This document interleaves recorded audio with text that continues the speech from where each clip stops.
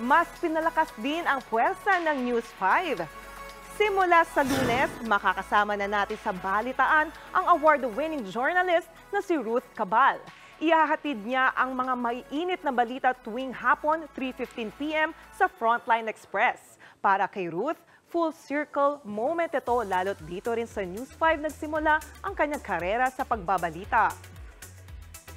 Parang going back to my roots, but at the same time, sa aking pagbabalik, marami na akong karanasan, marami na akong kaalaman, at natutuwa ako na sa paghahatid pa rin nitong aking makatotohanang pagbabalita ay nandito ako ngayon sa TV5 at kung saan ako nagsimula. Ngayon na bahagi na si Ruth Cabal ng News 5, ang masabi ko lang dyan, lalo pa tayong makakasabay sa hamon ng panahong ito na talagang kailangan malaman kung ano ang totoo sa hindi totoo, kailangan maunawaan ng mga manonood natin ang mga buod ng issue para rin makapagpasya sila ng tama.